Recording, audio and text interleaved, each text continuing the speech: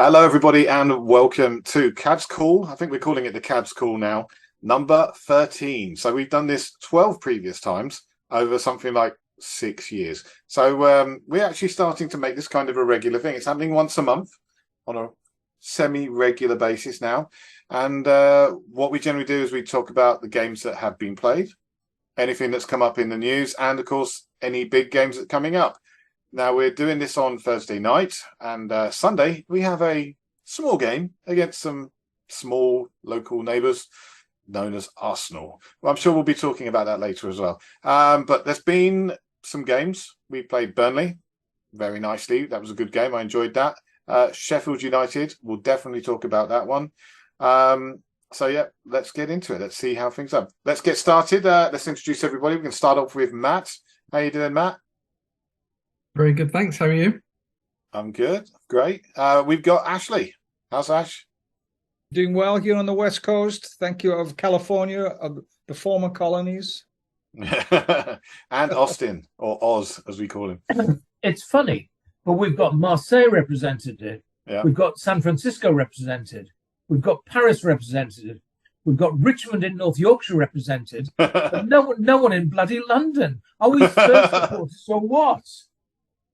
I think this is part of our charm, I have to say. I think, a lot of us are slightly further away than most. There are a lot of podcasts, a lot of people out there who go to the games regularly, and we are pretty much all forced to watch it on a screen somewhere and have a slightly different take on it. And I think the reality is we're also a little bit older on average than some of these podcasters. And I think that might give us a slightly different view on things as well. So, yes. Some of us are older still. But that's another story. Well, I know some people have had a birthday in the forum this week, so I mean, there's a list of them. But yeah, let's not go through that. But I think one of the things we can very quickly talk about is CADS itself. Now, a lot of people who have been watching these videos in the past, and we do seem to have a growing audience, won't actually know anything about CADS because you can't find us on a Google search. Because we're not a standard forum. We're a group of mates, group of people who met through other forums, and whether we were banned from them, decided to leave, just felt it didn't work for us, we all kind of congregated over to Facebook, and we've been there ever since. I genuinely can't remember how long it's been running now. It's like a decade or something, isn't it? I think it was 2012 or 2013. Yeah. Rex was the instigator. And as a point of order, I think one day we really ought to make a point of getting Rex involved because he set CADS up. Yeah.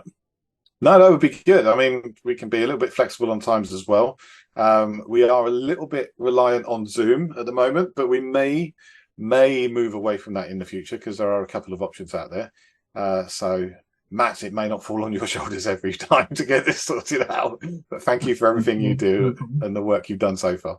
Maybe it's worth pointing out as well. Like, so CADS come and discuss Spurs, right? But the reason for our name is partly because of a swear filter on a previous forum, right, where there was a different word starting with C that was replaced by the word CADS. So you also can 4 letters for yourselves what we think of ourselves when we describe each other.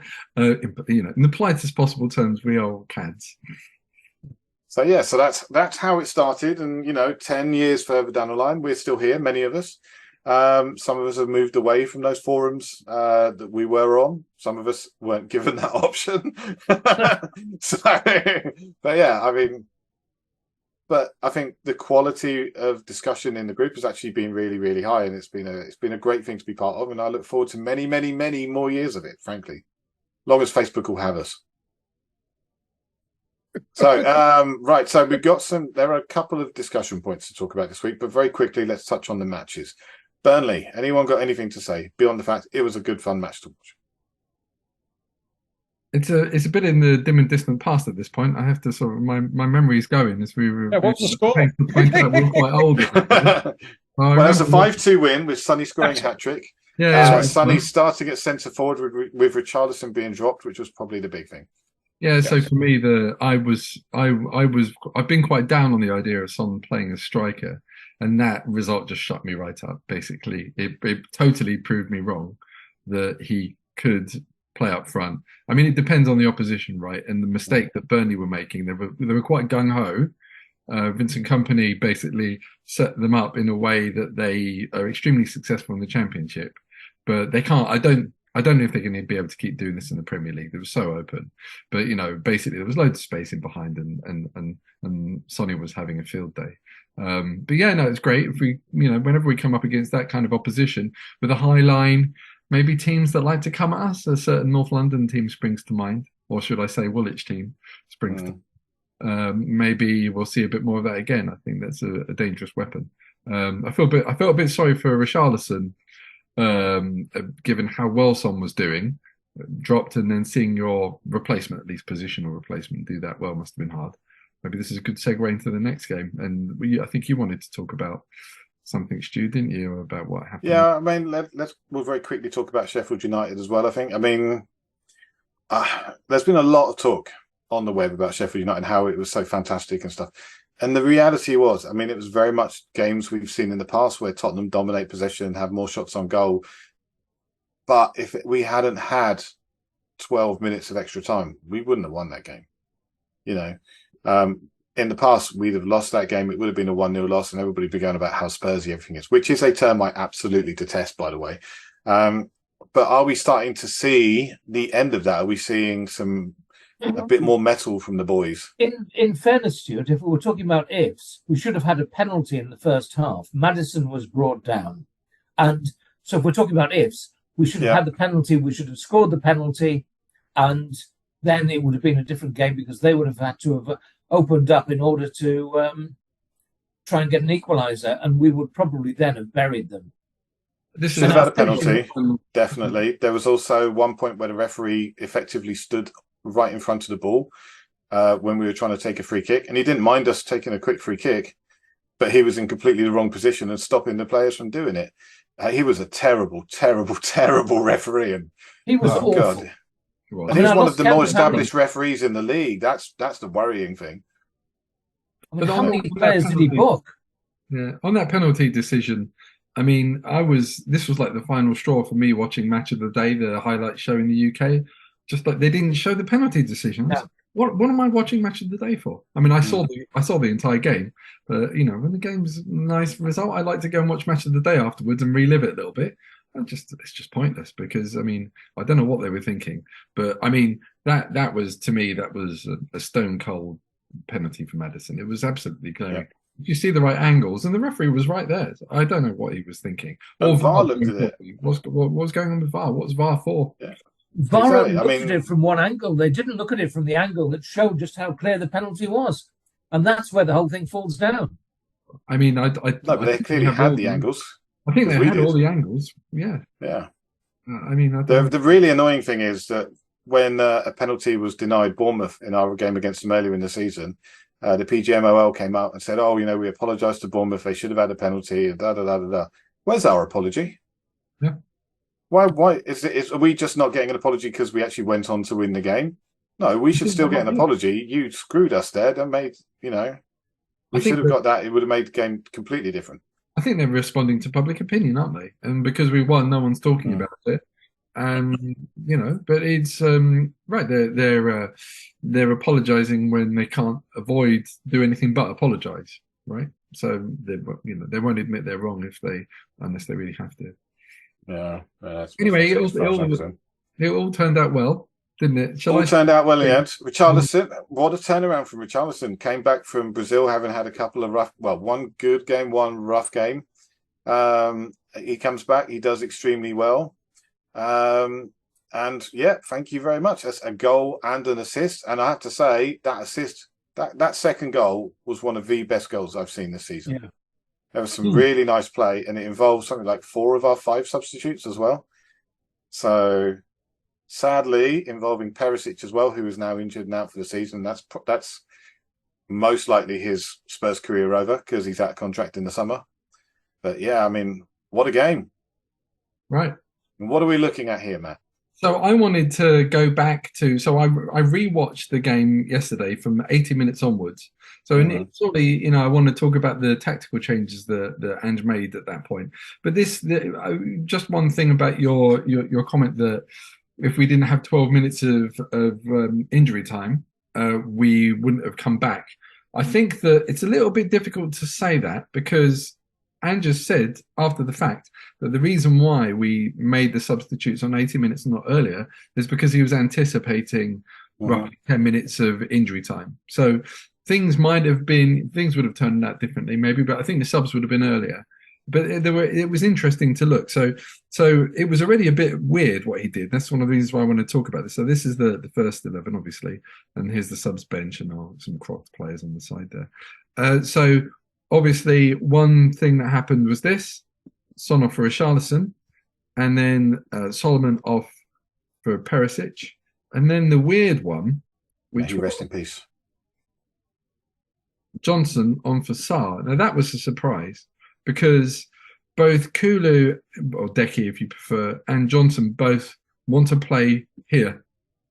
So it was already a bit of an attacking choice in any case, right? Because I think Johnson's more of an attacker or wing attacker than Sarr is. So when he made that change, I was a little bit puzzled. It was not the kind of, we talk about different tactical choices, like one that I've been absolutely rejected on. I was talking about putting Porro up in one of the last discussions, and that hasn't happened at all. But fine. So I guess I'll let Ange have the benefit of the doubt. I think he knows a few things, but it wouldn't have occurred to me to do this. Aside from when he came on, what I thought was going to happen was something along these lines, right? But a lot of us have been calling for Kulu to play more like an attacking midfielder. So that's what I thought we would see. But I was watching it back. This is my recollection at the time. But watching it back, these guys were swapping all over the place. They were basically just playing all around this area, interchanging, which I think worked extremely well. I mean, it didn't break the deadlock, but I think it really gave Sheffield United something different to think about. So that was already quite interesting, but it didn't break the deadlock. So the bit where things went a bit nuts. See if I can get this bit right. So Porro came off for Royale, which seemed to be, he got clattered. Seemed like he might have picked up a knock. So I think this probably wasn't necessarily the normal choice, but it starts to make sense when you take off Van der Ven, and this is the weird bring on Højbjerg, and everyone was like, what? I know you do different things. You throw, you throw the kitchen sink at it to try and make different things happen. But this is a weird formation, and I'm not sure I can talk you through it because I don't fully understand it myself. But what happened, at least at that point of the game, was this. So we went for three at the back. I'm not sure what you call this formation anymore. So something sort of square in midfield, sort of, but in truth, Kulu and Johnson were both mixing around here. So we had three at the back. So it's a 3-2-2-3. I don't know what this is. 3-4-3, sort of, but nothing like what we were seeing under Conte. So it was really interesting. But I mean, clearly Royale can play defensively quite well. Udogie, I think Udogie is an absolutely brilliant player, but we wouldn't normally think of him as a player doing this. And in fact, the second goal came because Udogie was up here pressing, which is already a statement about how things are. So in any case, at this point, maybe one of the key things about it, and you already mentioned it, Richarlison's goal. Why did Richarlison score that corner? Because unfortunately, Perisic put in a great cross, which he's totally capable of doing. So this is kind of sad, but the deadlock was broken by our best header from crosses playing at the same time as our best crosser of the ball, particularly from dead balls. So it's not really a formula for the future because Perisic is injured for the season by the looks of it. So that's unfortunate. But clearly you want to get Richarlison on late on for deep line defences to meet crosses. So that worked very well. I'll catch a breath for a minute and give other people a chance to speak. I thought tactically playing Richarlison made more sense against a team that was playing a deeper line because he didn't have the space for Sonny to run into. When we have teams pushing up against us, particularly teams like Manchester City, Arsenal, Liverpool, there's going to be more space for us to actually, with a decent ball, and that's going to be very important, the right ball, getting behind them and creating chances. And we've seen that happen against Arsenal before, and hopefully we'll see it on Sunday. But yeah, I thought when Richarlison came on, he posed a very, very different problem. Mm. You know, he's much more of a physical player up there, and players bouncing a bit more off him. And yeah, he was. I thought he was really good. You could argue that Ange played the form rather than the tactics a little bit by choosing Son over Richarlison. And I think also probably a factor would have been coming back from Brazil, especially in the, having a bad week as well at the national team. So I can understand why Ange would want to pull him out of the firing line. But, this was, I totally agree with you. I'd really, when you're playing against deep line defenses, you need to get the ball out wide. You need to get in crosses. Not just that, of course, but you need to do that more often than you would otherwise. And Son is a player to get behind. So I agree. I mean, does anyone here have an opinion on who the best crosser? I mean, I guess Maddison is pretty good from corners, but crossing in open play, still Perisic is the best one. So I'm not sure what we're going to be doing, how we're going to be getting these crosses in reliably now. Well, Kulu statistically, I believe, is the best crosser in the Premier League at the moment. But he's more of a low crosser, no? I mean, he's not so much a laser level, ping it right onto that guy's head, but he is.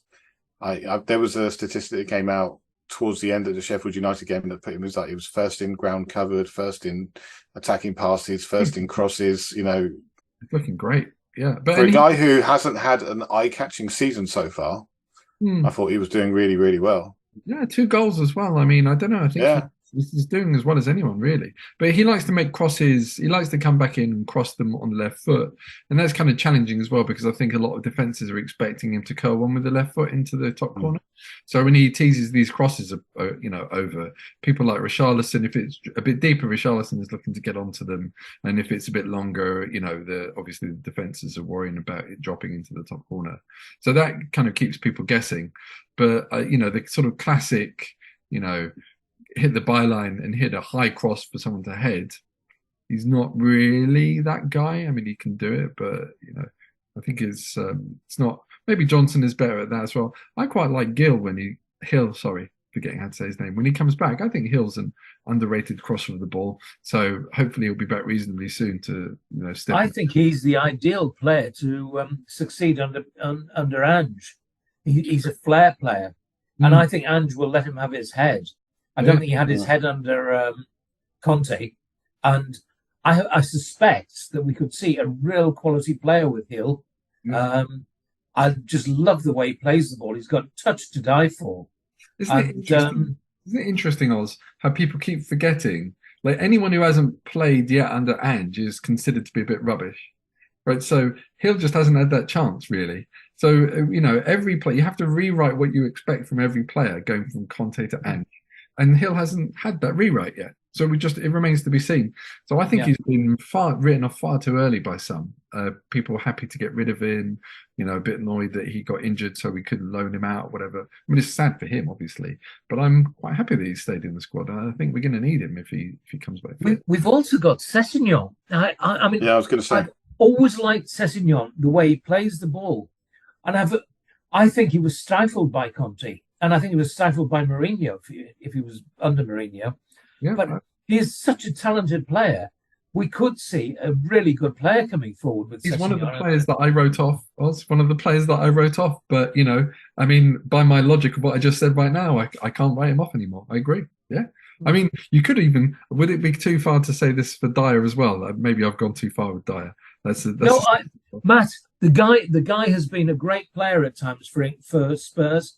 In midfield, he had a really good season at centre half. He was actually imperious at one stage, and he lost it. Yeah. And I watched him training. I watched the training for this week's match today at some point in the afternoon, and he's there. He's involved, and I just wonder whether he will come back. I'd like to see it because I like him for 2 reasons. One, he's committed to Spurs, and 2, he's multilingual. And he's actually been very good at getting the Latin-speaking players involved in the club. Yeah. Mm-hmm. So this is the commitment to the CADS chat from Oz. He'll watch all the training videos, report back. This is the CADS service that you get here, viewers. Right? He'll watch all the training videos and give you a detailed breakdown of every touch. Matt, I hate you. I really do. I hate you. The other thing you've got to bear in mind with Dyer is his flexibility tactically. He started out at fullback, played right back, scored in his first game against West Ham, getting forward, which is very much an Ange trait for his fullbacks. He then played defensive mid, where his job was basically to just keep things simple, but keep it ticking over and keep the ball moving. And then he's ended up at centre half, which kind of uses his experience from both of those two previous positions. Yeah, I do have questions. I mean, I know that I'm saying again we should give everyone a chance, but the truth of the matter is, of course, that we're talking about playing him here, but then he'll get turned a little bit, right? So I mean, we all hope that he will do well, but I think we all have some reservations about how well that's actually going to work out, which is why Ange isn't playing him, which is fair enough. Realistically, the only way. If you look at every player that played last year, you could have reservations about every single one of them, apart from Kane. No, I disagree. I thought Dyer had a good season, and he was carrying an injury for a lot of it. So I think the first 2 or 3 months of the season, I thought Dyer was very good, and I thought he did quite well under Conte. So no, I'm a fan of Dyer's. It's not that I don't rate him; it's that I'm concerned about him playing in this system. And Ange has been pretty clear that he was mixing. Don't mess those two up. Ange has been pretty clear that he wants us to play on the front foot. So there's not really going to be a phase of the game where we're going to sit back. I mean, who are we going to sit back against? There was always going to be the space behind our back line. I mean, in transitions, right? Clearly, when we're defending. And, if we really get pinned back, he's a good guy to have. But I don't know. I mean, I think he's a useful player. I don't think he'll be a total disaster, but I don't think he's the natural choice. Let's put it that way. And we haven't seen him for a reason, I think. Anyway, realistically, he needs Romero to get injured before he'll get a sight of the side. And even then, it might be someone like Phillips coming in to take his place. Yeah. But anyway, going back to Sessegnon, because I think that was a great example, and I sort of took us off topic. I think Sessegnon is a very interesting choice, and he might be an option for this area as well. So fingers crossed that because he's not fit either right now, is he? I think no, he's injured. Yeah, he had an operation on the hamstring early over the summer. So maybe we can get into. Well, we can go back to this board for Sunday's match in a bit, but just to wrap up for the Sheffield game, so when we went to this formation, clearly Cross, great goal. The goal kick out, Udogie was absolutely amazing at getting to that pressing. So we got a 3-2-2-3 apparently, and one of our 3 defenders was way up here for a pass out. And he came steaming in, brilliant block. And if I remember correctly, I think it went to Højbjerg. The ball through to Perisic, who played it across to Richarlison. Yep. Madison was way over here somewhere, I think, at the time. And then Kulu. But that was a great little move in general. I think you started talking about it. Great pressing. I mean, amazing pressing from Doggy. Højbjerg, better pass of the ball than people rate if he wants to be adventurous, he can. Lovely little pass around the corner from Perisic. Richarlison, was I the only person thinking, don't mess it up, Richarlison? Because I know that he got the goal, but he held on to it just a beat longer than we thought he was going to, and it was like, oh, please don't mess this up. There was a moment I thought, oh no, he's held on to it too long, but he just touches it over with his left foot. And Kulu took it amazingly well, didn't he? I just thought I was really impressed with the awareness to actually play Kulu in there. Yeah. Because, Richarlison of a few matches ago, not even that long ago, would have tried to blast that and it would have hit a defender. And I think this is what happens. He gets a goal, the confidence comes flying back. And I've said before, Richarlison is the ultimate confidence player. Yeah, absolutely. No, I agree. And, his touch is what lets him down sometimes, right? So he might not have blasted it, but he might have just taken a heavy touch and it would have been gone. But yeah, the confidence is there. The touch was great. And yeah, it was he held on to it to draw in the defender to make space for Kulu, right? And then another defender came over, Robinson, I think it was, off balance, stretching, left a big space between his legs. And I've said this before on the record, I'm pretty sure in one of these discussions before, Kulu's got a better right foot than he seems to realise.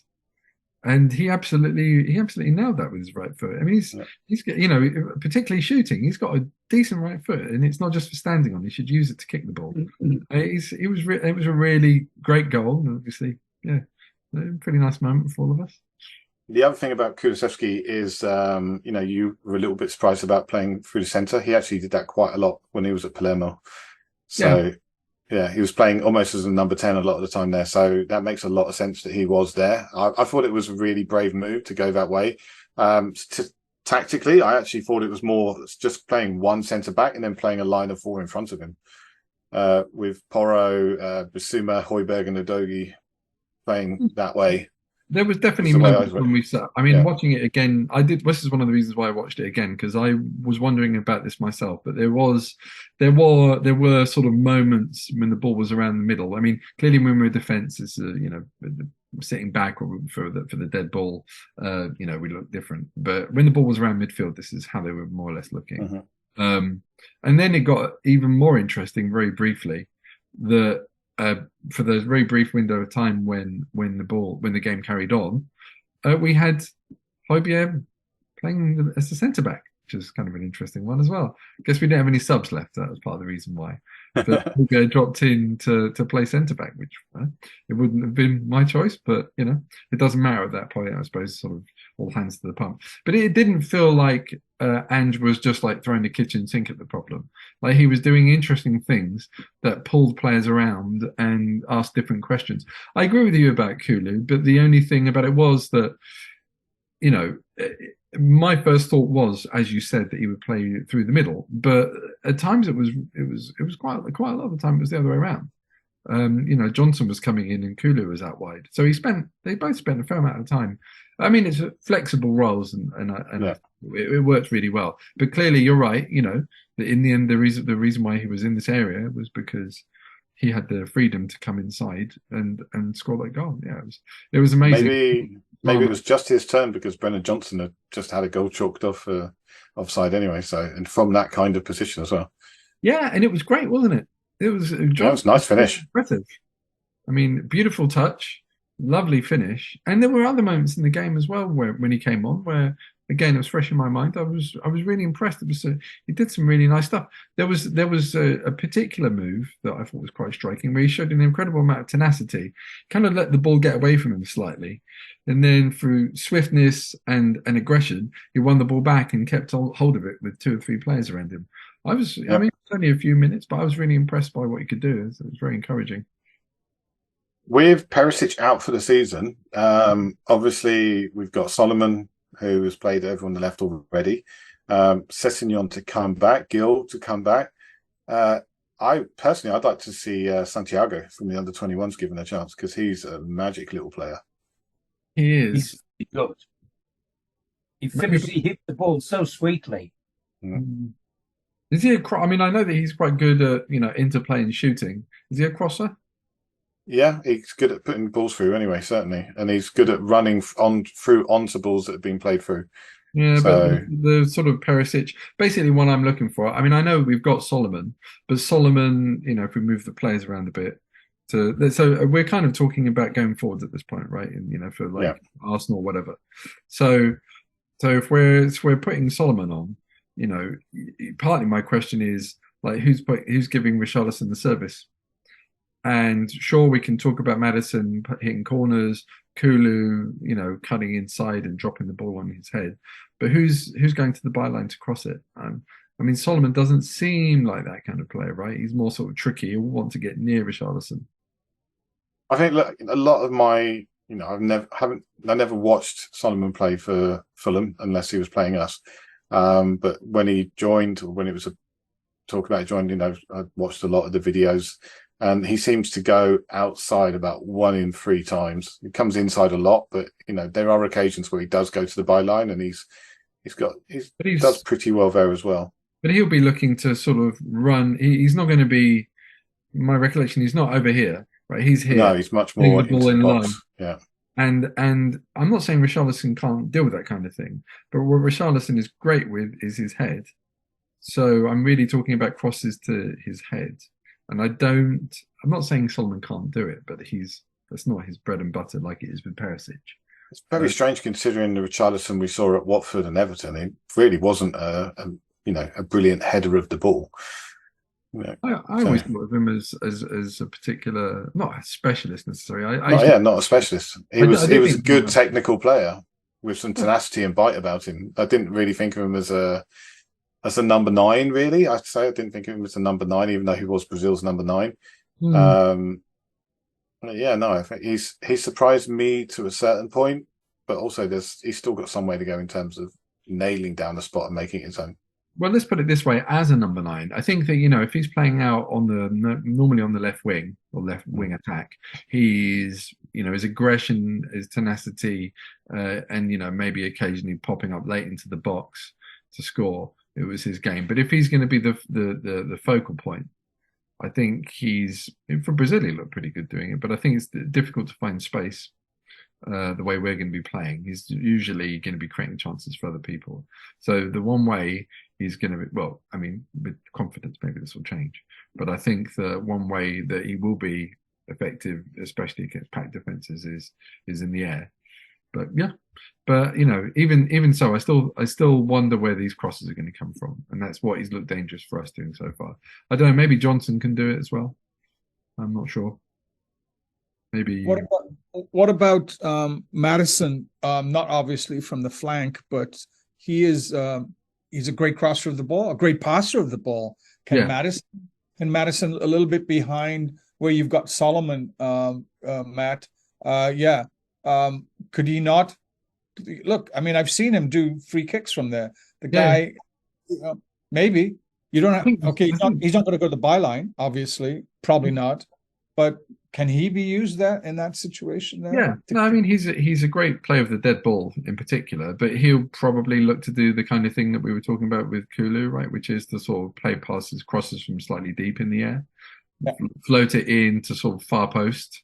He'll be doing a sort of cross come shot similar to Kulu, I think, from these kind of areas, which is fine. I think that's very effective, but we also want people to get behind and cross the ball in that different shape. So, I'm not, don't get me wrong, I'm not worried. It's just, I think Perisic is going to be missed for this. Hey, we haven't mentioned this because for the last 15 minutes, we're talking about all these players, front players here. One guy we haven't mentioned because he was taken off was Son. Sonny has only scored in 1 game this season, and let's face it, remember last season? Listen, he's great. He seems to be doing great as the captain. People follow his example, love the guy. But he's only scored in 1 game this season, and he didn't score a lot last season. So this is a trend that's been going on for a little while. How do we take best advantage of Sonny? Because for the last 15 minutes, we haven't even mentioned his name, as fitting in anywhere there. How do we take the best advantage of him? I think he'll start against Arsenal. I think he'll be the number 1 choice because, as we said, there's going to be more space left behind Arsenal than there was against Sheffield United. As Matt said, I think it's horses for courses. You pick the player that suits the team, the opposition, really. And I thought Son, we kind of played into their hands by playing a guy who was going to run at them when they were playing with a low line. But when we play Arsenal, it's definitely going to be a lot more space there for us to attack. But a lot of other teams, 3 or 4 teams, Liverpool, Arsenal, City, whatever. Yes, but the rest of the teams, they're going to be a low block, defensive, whatever. And how do we utilize Sonny in a situation like that? If Richarlison catches fire, he'll be on the left, won't he? He'll start instead of Solomon. Yeah. No, who? Sorry. He'll start instead of Solomon. He won't play. He'll start on the left. Who? Sonny. Yeah. And if we're going to talk about last season, he was carrying an injury for most of last season. Fair enough. Fair enough. One of the things I know we're going to be talking about the fans forum later, but he said quite openly last season was very bad for him. It was disappointment. He was playing in pain a lot of the time. It sounds like he had not hip injury, groin injury or something. That really restricted him last season. But you guys are right that we should have been talking about Son in that last conversation, right? Because however if we're gonna start Richarlison, we're not going to not start Son, right? So the discussion we was having was more like subs. Perisic was a bench option, but in terms of starting, Son's going to start, and if Richarlison's starting, which I agree with Stu, I don't think he'll be starting on Sunday, but when Richarlison starts, Son will be playing, and I don't think Son is the ideal choice for this position. Certainly not for creating things for Richarlison, right? So if we're playing against deep line defenses, basically what's going to be happening is, you can imagine all this crowded box, right? And Son's going to be sort of here, Kulu's going to be here, and they're both going to be trying to hit shots mostly, right? So Son would usually just be pretty direct. Kulu will probably start here and then cut inside, right? That's usually where their starting positions are, where Son is more like this. Son will be sort of hovering around the box looking to get a shot off. So where's the pass to Richarlison? Well, occasionally they'll try and slip the ball in. If they're a bit further out, they'll put in those crosses that we were talking about earlier. But is anyone going to get to the byline and put in a cross in the air? Probably not. But anyway, maybe I'm the only person getting hung up about that.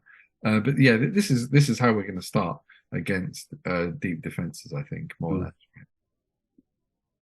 Yeah, I think so. Let's move on to the fans forum that took place this week. So should I get rid of this and we can bring it back for get back on the main screen. Okay. All right. So on to the fans forum which took place this week. I've watched bits of it. I've saw some parts that were impressive. Other parts I looked at and was like, I'm not sure that's the right thing to say. Austen, I know you've sat down and you watched all of it. What are your thoughts from watching the fans forum? I didn't watch the whole thing, but I watched the interviews with Sonny, with Ange, and with Daniel Levy. And I've also watched the Daniel Levy interview with, I can't remember who did it, which was separate, which was 17 minutes worth, which I was very impressed with. Ange comes over as being a superb manager. I think he's the perfect manager for Spurs, and whether we got him by luck, by default, or by whatever, I really rate the guy. I like the way he's handing responsibility to players. He's telling them, look, you do the job. This is what you do. Excuse me, sorry. He's also giving responsibility to the other trainers in the team and saying, you deal with this, you deal with that, you deal with the other. And so people are actually taking responsibility for what they do. And it's not all down to him, except if we play shit, we get relegated, it's all down to him. Or if we play shit and get beaten 5-0 by Arsenal, it's down to him. But he's the guy that'll say, yep, it's down to me, mate. And he will deal with it. So I think what he's doing is empowering people to do their job in the best way possible. And Sonny seems to have taken on the responsibility of captain really, really well. He seems to me to be much more vocal than Harry. He's getting more involved with the other players. He's being, I guess, parental in some ways because he is one of the oldest players in the club now. I think he's 31, or I can't remember whether he's 30 or 32, depending on the age shift that he had recently. But when you were talking about supplying stuff to Richarlison, I get the feeling that Son is taking slightly more of a backseat and is not playing as the striker as much, but being the responsible person in the attack to do the right thing. So I suspect that we might see more supplying from Son rather than goals himself. Yeah, but he had several chances on Saturday, and he was unlucky with a couple. I would argue that what we don't want is Son being a responsible teammate. So I think Son is at his best if he disappears from a game. Because when Son's disappeared from a game, you know that he's looking for space. The problem we have with Son is it's fine if we've got the ball and we're sort of, we're shifting the ball around looking for options. But if we're trying to move the ball up the pitch, him playing with his back to goal is pretty bad. It's like his weakest point. I think everyone's playing cross the ball better So again, I'm not worried if he finds himself in these situations. He's not terrible at it, but it's not his strength to play with his back to goal. And most likely, most of the time, he'll just sort of recycle the ball if we're lucky, right, rather than turn and get it stolen off him. So I know what you mean. You mean sort of in terms of sort of chance creation, getting in dangerous areas. But I want Son to spend as little time as possible being a good, responsible teammate, particularly as he gets older as well. I think he needs to be a bit of a maverick, because that's when he's dangerous. But yeah, no, I think but I agree with everything you said there. I agree with all the stuff about Ange. I've got a bit of a ridiculously preemptive take. I'm going to call it. I think Ange is my favourite manager ever. I mean, in my lifetime. So he's already gone past. But not just for the football stuff. I love the things he says. It's just such a pleasure being a Spurs fan with him as the manager. I mean, maybe it's just compared to what we've had. And I know it's really early. I realise that it's slightly ridiculous. But, Pochettino was great. And, he had time to achieve good things. And I'll always treasure that time we had with him. But it's, we had really good players. And I think that Anne just seems better. I think he's just a better manager. I know it's very early to call it, but I'm extremely optimistic. I think Ange. I think we've already seen enough tactical variety from him. The tweaks that we were talking about earlier on, finding different solutions for different kind of games. We've had all sorts of games. I realise that. Okay, let's put it this way. It'd be much better if I had said this after we beat Arsenal 3-0. So I'm like a week. I'm preempting things a week, and hopefully we'll get a good result. But I'm almost inclined to think that even come what may, I just think he's just obviously a brilliant manager, brilliant man. Can I just say something here? Spurs' best two managers ever were Bill Nicholson and Keith Birkinshaw. They were both Yorkshiremen. Ange Postecoglou is Australian, and that's just a Yorkshireman that could swim. In my defence, before anyone wants to roast me about this, I'm not including Birkinshaw or Bill Nick because that's before my time. Before my time as well. Before your time, yeah. So I don't. Obviously, Bill Nick is the god. You're younger than you look, Matt. Thanks, man. This is the best. All right. Now we're even, I guess. I'll have to get you next time. Hello, we've got Micara. Oh, Mikara's joining us. Here we go. Hey, Micara. So I have to say he's up there. Certainly, I think he's probably in my top 3 manager, maybe 4. Because let's see, got Pochettino, who I think is still my favourite Spurs manager because he took a team that was really struggling, do very badly, rebuilt that side, took hold of a dressing room that was in disarray. Got us playing some really fantastic football. And we're starting to see football like that again, which I'm really enjoying. There was a video that was released recently, all of Spurs' late winners. And there are a few of those from the Conte era and the Mourinho era. And you just are like, okay, there's wasn't good. Apart from Bergwijn. Bergwijn's goals against Leicester was like, I love that one. But a lot of them... Yeah, but a lot of the really good ones before came from the Pochettino era. Christian Eriksen, some really beautiful play, and I think we're seeing that again. And I really, really love to see it. But I think also if you're going to put top managers, Martin Jol, I think made a huge difference to the side. Yeah, made you proud to be a Spurs fan. You actually enjoyed the stuff you were seeing, and Harry Redknapp as well. We saw some great football under him. We had some really good times, some really great players. I think there's a lot of similarities between big Martin Jol and big Ange Postecoglou, aren't there? Yeah, sort of lovable characters that you really you're quite happy to represent us. And Harry Redknapp was great as well. But I think there are a lot of parallels between Postecoglou and Pochettino. So much so that I sometimes have to be careful which name I'm saying. Both big names. You're not the only one. You're not the only one. So I mean, people used to say that our squad was pretty poor before Pochettino came along. Then magically, all the players turned out to be amazing, right?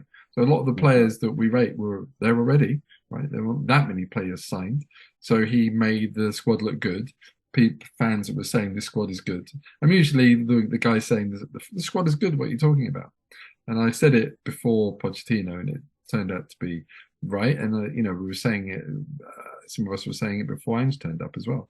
So I mean, these managers, they know how to use the squad, and they know how to play the Spurs way so that everyone pulls in the same direction. I admit it's a bit early to say. Should we get back to the fans forum stuff? Sorry, I've derailed us again. Yeah. So what else came out of the fans forum? I think there was a quote from Daniel Levy talking about Maddison, saying he's a great player, but he needs to stop turning up for training in a red car, which was one of my favourites. The one thing that did kind of run me up the wrong way is where I think he was trying to praise Big Ange, but he just he said he's normal.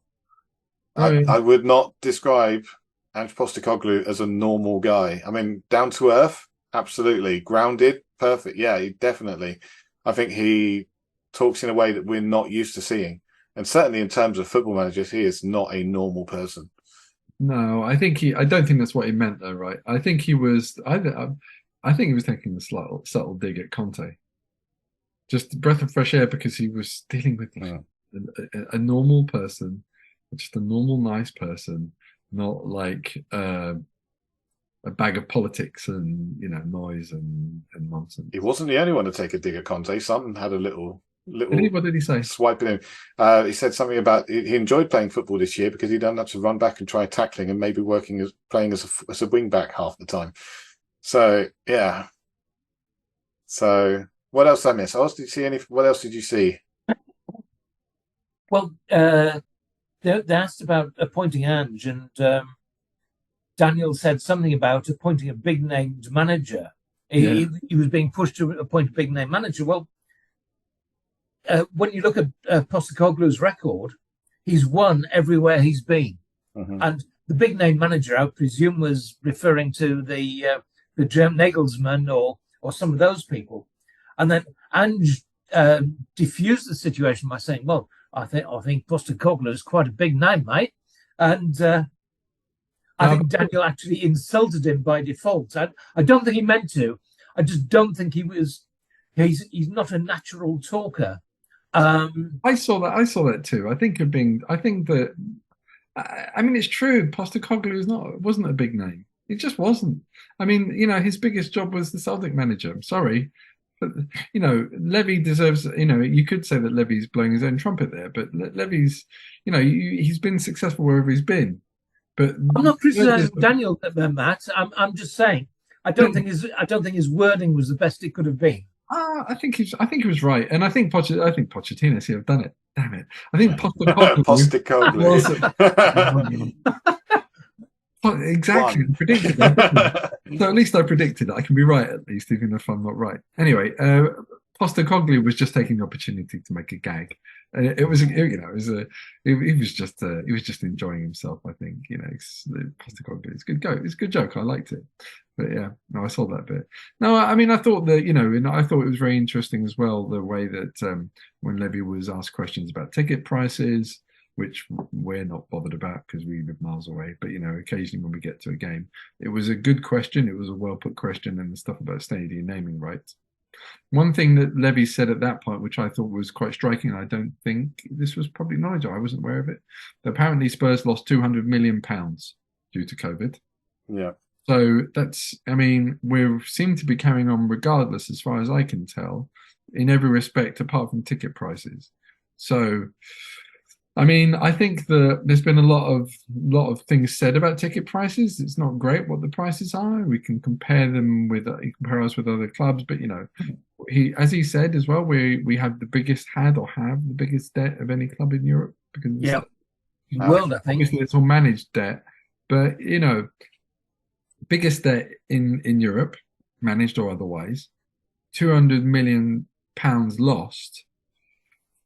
Maybe we should cut the guy a bit of slack, right? It's not great, but there are circumstances here that have to be taken into account. Would we have been happy with him spending less money on transfers instead? Not really.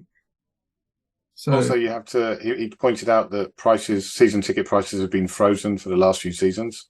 There'd been no increase there apart from the new seats that have been made available in the new stadium. Those are priced differently. Stuart, hang on a second. Micara hasn't unmuted us. Oh, she's gone now. She's gone. We've lost her. She's having some sorry to interrupt. She said she was going to try and pop in between classes, so I don't think she's been. Oh, no, maybe. We'll see. No, she's still muted. Micara, unmute yourself. No, I don't. I think she's having connection problems. Is my guess. Yeah, it unconnected for a second. Sorry about that. No worries. Hey, Micara, coming in right at the end. Yeah. This is my lunch break.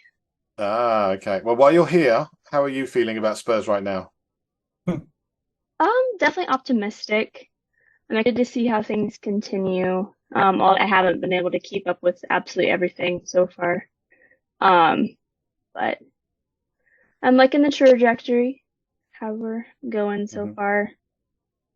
The Sheffield game was interesting because it sort of felt like the old Spurs for a wee bit, just in the fact that it felt like it was a win, even though we weren't winning at certain points.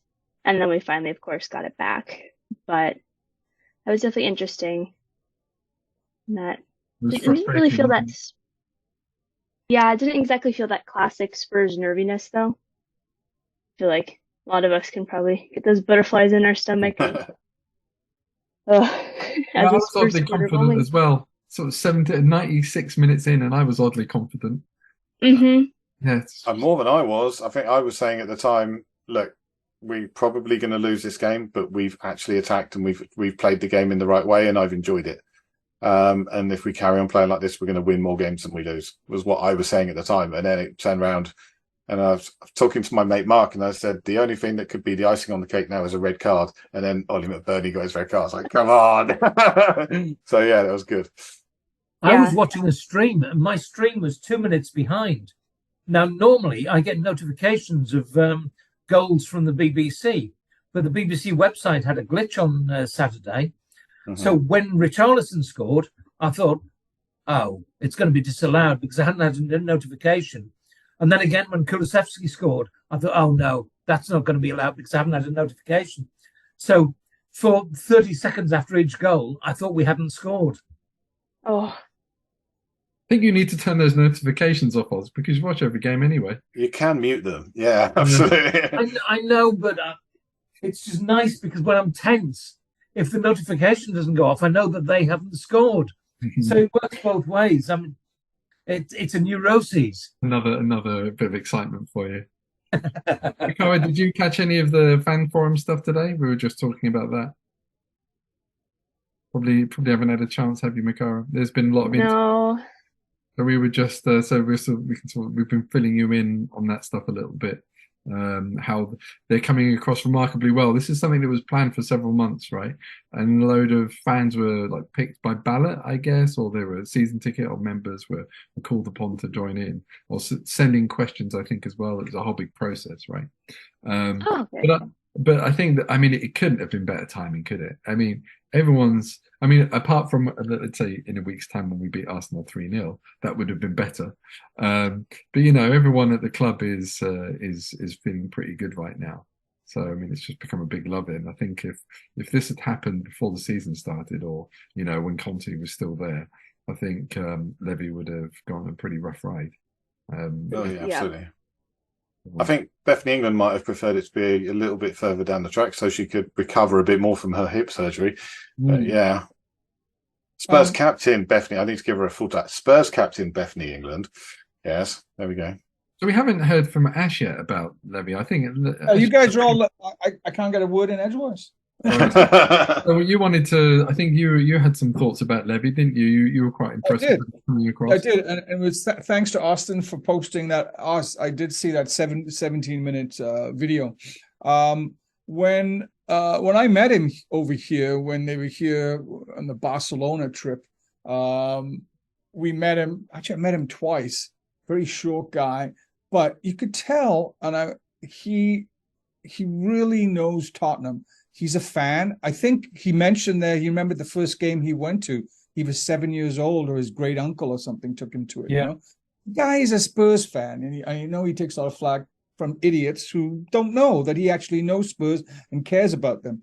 And I had said, I remember a couple of weeks ago, that I think he was so desperate and feeling the fans were so desperate, not winning that Champions League final. that he admitted it, that he went for let's try and get a guy who's going to win for us right away, and that was Mourinho, who I loathe, and then Conte after that, and he admitted that they were mistakes that he made, because I think it came from a good place, that he but he made a bad decision on it, and it cost us for a few years. And then I think he got lucky with Ange. Holy jeez. Like Matt said, I didn't really know much about him. I like Celtic, but I really didn't know much about him. I watched a clip. I think it was with the Celtic lads, and they're training, and he's standing in the middle of the players around him. And he was mic'd. You can find it on YouTube, 4 or 5 minutes. And he's constantly telling him, don't stop, don't stop, don't stop. Stop at halftime. Don't stop. Don't stop. Move forward. Don't stop. Stop at full time. Don't stop. And he's right in there, and they're constantly moving and passing and whatever. I don't know if Daniel saw something and went, hey. He also mentioned the thing about our DNA. He admitted those managers were not going to reflect or represent our DNA, and suggesting that Ange actually is representing that. Early days, 5 games. So I thought he came, as you said, Austen, I thought he came across terrifically. Doesn't surprise me, actually, because maybe he's reticent to speak in other forums or whatever like that. It doesn't surprise me, because he is like that, and I think he does care. I think he has made bad decisions, or he's some of the player decisions. Maybe that wasn't down him. Maybe he was just signing off on it. I don't know.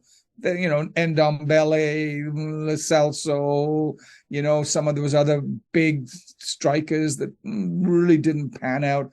But I think his heart is in the right place, and I think he might have got lucky with Ange. Let's hope so.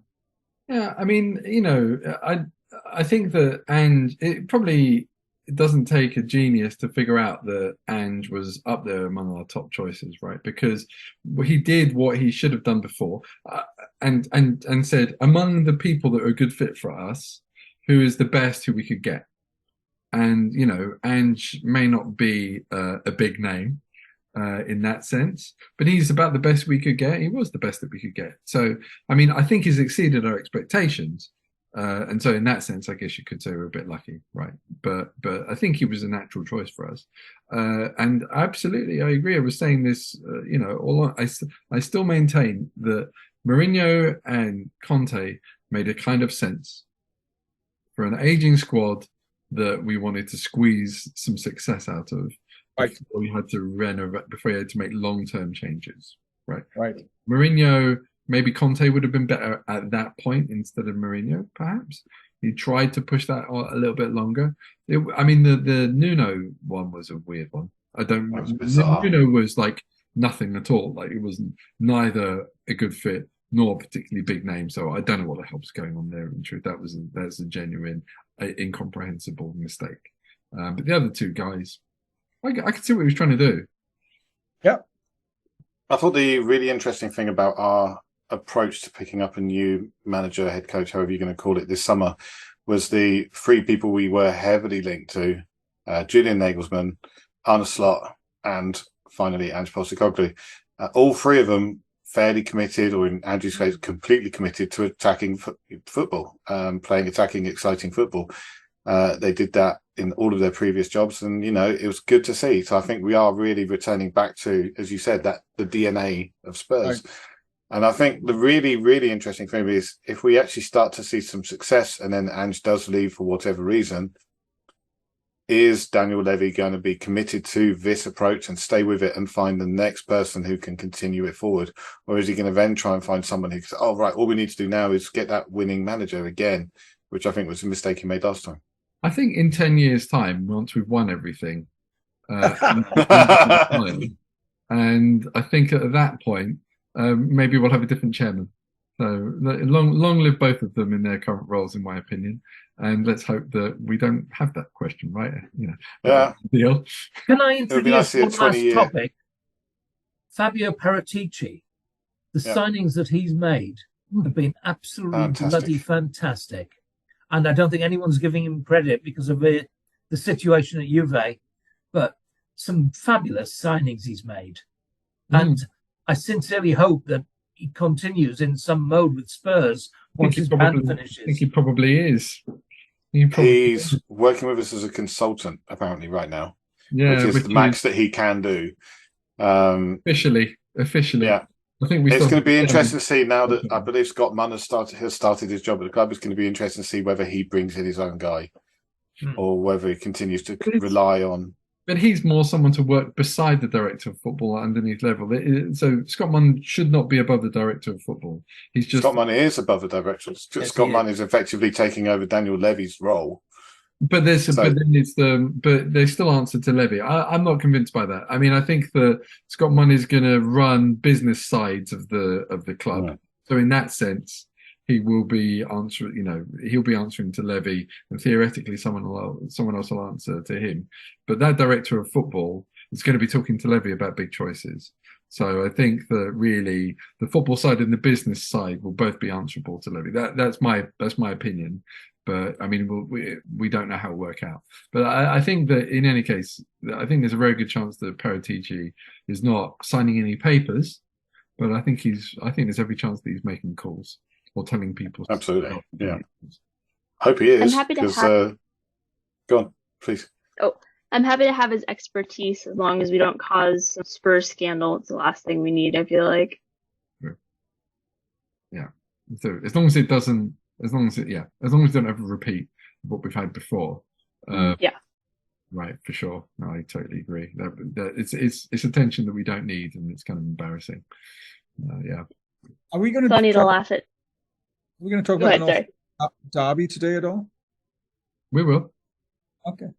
Yeah, I think we're kind of getting to the end of it now. I did want to say one of the things that's really impressed me since Anne's joined is finally we seem to have an adult in charge, not someone who's ruled by their emotions or their hype in the press. We have someone who actually takes a considered approach on things. And one of the things that really stood out recently was the whole thing with Richarlison and his admitted struggles with his mental health. Now, as someone who has had their own struggles with mental health at the time, it's been good for me to have football to talk about with people, and it's really helped me out. It's been kind of my crutch during various points of my life. And to see someone talk about it and say, look, it is kind of pushed over to one side and something's not really, we try not to talk about it if we can. But Ange Postecoglou also said, look, I'm not the person to talk about it because I'm not an expert in it. There are people here. My job is to make sure the guy's happy and that he has access to the people he needs. And I thought that was a brilliant, brilliant response. It's so good to see. It was pitch perfect. Yeah. It was amazing. He says the exact right thing because, as you say, tried to say too much and he oversteps his expertise. But he spoke in a sort of natural way, in a human way, about the way we all have difficulties. We all have problems. And these are problems that individual has to face. But one of the important things he said was this idea that footballers are human beings. Yeah. And the amount that point seems to be lost, admittedly, from the people that are maybe attention seekers or whatever. We see all these people in social media. There are these kind of idiots around, right? But it doesn't stop that voice from being there. There's these Twitter idiots that will give all kinds of abuse to people that are real human beings. And footballers, they may be rich, but that doesn't mean they don't have problems. He said everyone has problems, and that is as far as in my experience, it's right. Maybe to a slightly or to a more significant degree, but everybody has issues, and it's about finding the right way to deal with those. And I think we finally have a manager that will be able to help people do it. And I think we're going to see people improve because of it. I think we're going to see Richarlison improve as a player because I think his confidence will be built up by working with someone like that. I think we've seen Sonny grow as a person. I think even in the short time James Maddison's been here, I think we're seeing a side of him that we didn't really see when he was at Leicester. And it's going to be interesting to see because he likes working with young players. It's going to be interesting to see how he can develop those players, not just as, football players, but also people. And I think that's almost as important. I think, it's so good to have an adult in charge at the club again, and I'm so looking forward to what comes in the future with him. And it probably has to be said. I absolutely agree with you, Stu. But it probably also has to be said that just it's more likely that players that feel comfortable and are at home and with friends and safe can express themselves better. But it's also worth pointing out that it may well be the case that he and others that we don't know about continue to have mental health problems, irrespective of success on the football pitch. And we just need to be nice to each other basically, and take care of each other, take care of our players, show a bit of loyalty to them if we expect them to be loyal to us, and good times and for bad times and good. I do know also. Sorry, Ash. One more thing. I do know I'm not sure if he's still a member on CADS, but certainly was a prime member on CADS. Was the guy who runs the Calm Association in London. If anybody is having issues, anybody's got anything, first of all, find someone you can talk about it with. Don't bottle it up. Find someone, even if that's finding someone at the other end of a telephone line. There are people out there willing to help you, and actually want to help you, and they will almost make it their life's work to do that. There is help out there for anybody that needs it. Please don't think that you are alone and, struggle to do it on your own. You don't have to. Try and find someone. Are you talking about Kenny Johnson, Stu? That's right, yeah. Yeah, Kenny's not a member anymore. No, but he was. But he was a significant member for quite some time. He is contactable. Yeah. He's a good guy. I've met him. Yeah, so there you go. But yeah, so moving on to slightly more upbeat things. Ash, what were you saying? One quick thing. Poch, in his book, had said it, but his English not so great. It said they're not machines, which is essentially what Ange is just expanding on it because he can speak English better and whatever. He said that several years ago. They're not machines, so we understood that. And by the way, just to FYI, I actually have a therapy session at 4:00 today because I have issues that I'm dealing with right now. So there it is. A CAD has therapy session. And Stu, you said you might have dealt with it as well. Yeah, I've had both of my parents are therapists, which probably is not a good start. So, but no, guaranteed it's guaranteed to screw you up. No, but I didn't go and see them. I actually talked to other people, But for me, the important thing has always had someone to talk to find some outlet, and for me, that outlet for a long time was football.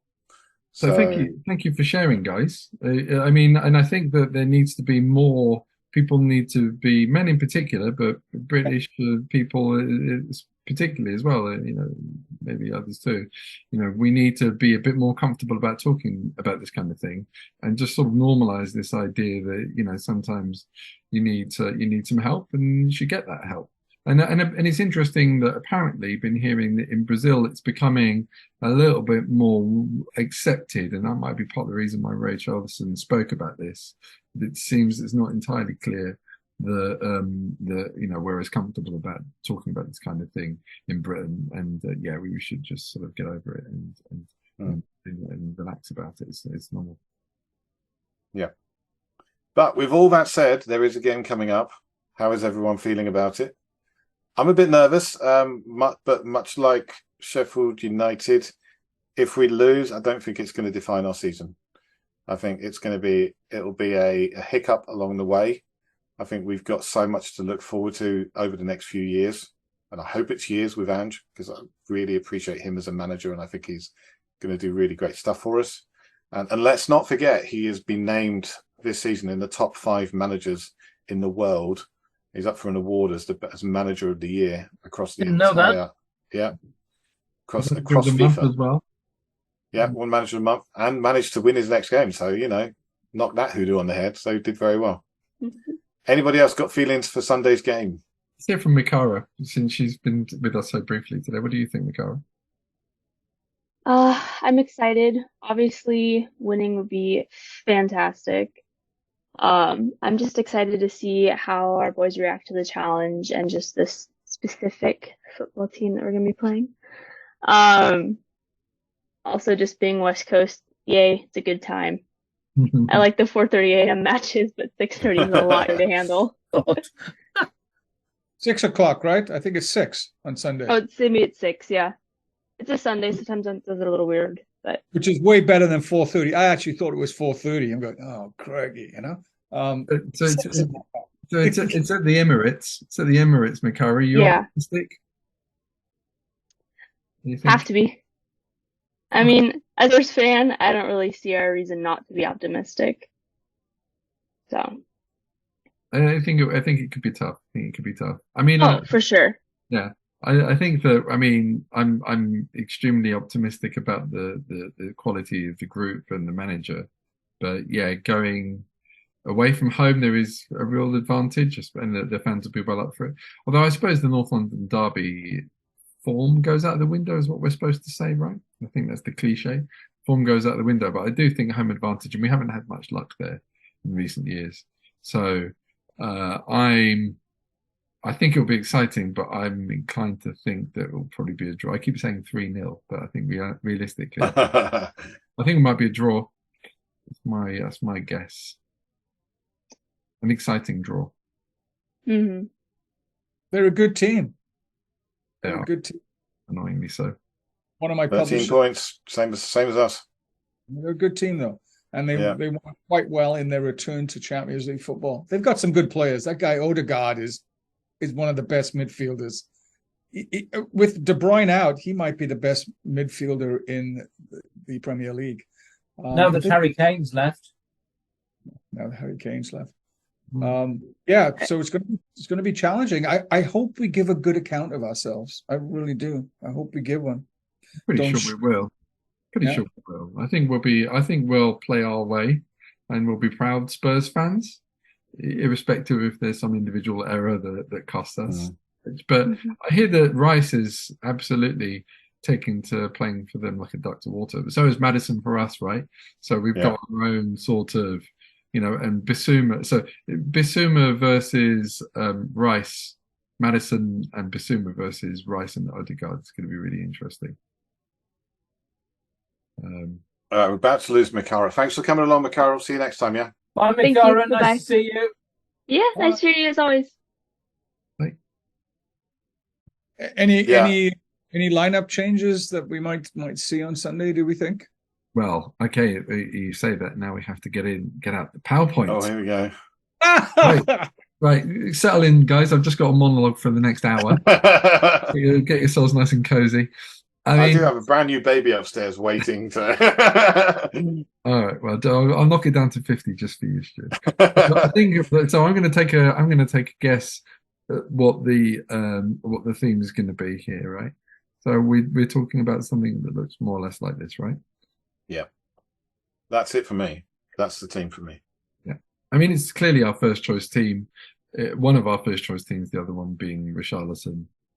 In instead of Son moves over, but I think this is probably it. Is there any? So I mean, they're going to be pressing us. We're going to be pressing them. So I think transitions are going to be key, right? So there's going to be no one's going to be completely camped out in the other team's half. I don't know what it will be like for us to play a team of this quality away from home. So it's about as defensive as we're ever going to get. But if we do it because we're forced to, so we will be pinned back at times. I think that's natural. And then we'll be looking to set this guy free, I think, to take advantage of that. But that will give them second thoughts about what the space they leave behind them, which will help. And then we'll be looking to, I think we'll be probably looking to hit it a bit long. We were doing this against Burnley, right? Playing some longer balls, good long balls. I think it seemed to be working well. Long balls with a purpose, not just punted. Yeah. No, exactly. I think there's nothing wrong with long ball football as long as it's it's skilled long passes as opposed to hoops, right? So I think Porro in particular was looking quite tasty doing that and released Son very nicely. Did anyone see his turn in the early part of Saturday's game? It was dirty, wasn't it? Oh, it was absolutely fantastic. I remember. So Porro we're talking about. Porro, yeah. He had one turn, he just killed the opposition, took him out. It was in defence, was it, or what? It was in the defensive half, and he beat someone and turned to play forward. It was just out of this world. He's a good player. Yeah, he's settled in nicely now, hasn't he? He's really started. He was my big concern for the start of the season. Yeah, because he's a wing back. But he's not playing like it, is he? No, he's getting better and better. Yeah, for sure. He's a good player. Comment about that lineup, Matt. I just wonder if he might not play Johnson instead of Kulu, because Johnson's got such pace that he could actually get in and be the release ball. But I don't know. I will see your Johnson in for Kulu, and I will suggest Johnson in for Solomon instead. Yeah. Because I think that it would take a brave person to drop Kulu under the circumstances. Yep.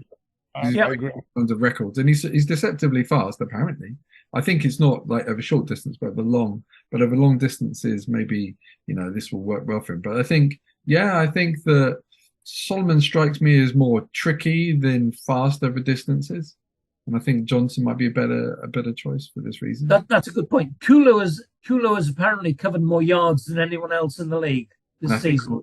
I think we'll need him to, because I think the game will be quite stretched and will be up and down. So I think that Kulu's stamina will be really essential. Fair point.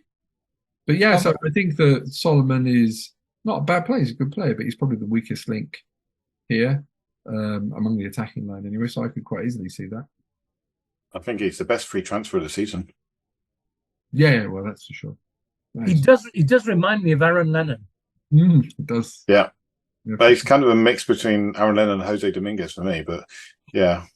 That's not a compliment. He was an exciting player, Jose Dominguez. I remember seeing him in his first game for Spurs, and he was absolutely fantastic. I think he was just brilliant. Didn't he fit in a child's kit? I add something when we were talking about Levy and his little chat. He ended it with win, of course, but with style. And he was echoing Blanchflower, that amazing quote by Blanchflower. And he literally said that. Win, of course, but with style. And I went, all right, that's what we want to see, really. That's what I thought the other guy that came up really well from that thing. I know we're going back a little bit from that presentation was the ladies' team manager. He seems also committed, very, very committed to playing attacking football, and he'd been brought in on the remit of getting fans back and playing exciting football. And I think maybe the penny has dropped that that's what we need to be doing long term. Yeah, wholeheartedly agree. Yeah, and Ali Gold spoke highly of his, I think he put it out today, of I don't know this guy, under 21 managers, spoke highly of him and what he's doing there. I think that Wayne Bennett. That's the guy. Exactly. So a club ethos, and I mean, particularly at all levels of the men's team. Well, I can't speak for the women's team, but all levels of the men's team seems to be trying to play Ange ball, which is a reminder of what we used to do with Poch, right? Poch was very much the same way. So I guess we could do that with Conte because we always knew that Conte wasn't playing the Spurs way. So there's no point in trying to get everyone on this strategy. We should probably begin to wrap up. Is there any further thoughts on the Gooners this weekend? We're gonna tonk them. we're gonna put in a good performance. We're gonna do ourselves proud, and we're gonna if they beat us, they'll know they worked for it. Good. Nothing's gonna get given to them this weekend. Yes. If they want to beat us, they're gonna have to work. Ashley, how are you? Are you all right now? Who, me? Yes. Well, you're the only one called Ashley. Oh, I didn't hear that. Sorry, mate. No, that's part of what I'm doing therapy. I've got anxiety over ongoing issues. So yeah, Support Manchester City then. Okay. No, I shouldn't be supporting Spurs then, right? That's true enough. I know. You know how many people have sent me get well messages going, oh well, but this was before the season. But skip Spurs, you know what I mean? Or skip England, supporting England. That sort of thing. Yeah, thanks for asking. But there are ongoing issues, but little things like getting therapy, and I'm hoping to get into some acupuncture treatments for my heart condition, which I've heard is not a bad way to go. So I'm looking forward to seeing if that actually helps. Find a decent hypnotherapist. Let's carry on this after the football. I know, and Austen, I know that we all want to have a nice chat. You turned up late. You should have been part of the nice friendly chat before. Sorry, Spurs podcast. You've got to think of our audience, Austen. They're desperate to know what we think. That's perfect. I stand admonished. Well, they've had a lot of time from us tonight, and I do think it is time to wrap things up. Because my wife's probably going to spare up there. Yeah, absolutely. So, gentlemen, let's enjoy the game at the weekend, and we'll talk again next month. There'll be a few more games to talk about, and hopefully, we'll be keeping this good times rolling. Absolutely. Let's say le bon temps roulé, as they say in New Orleans. Good times roll. Come on, you Spurs. Come on, you Spurs. Come on, you Spurs.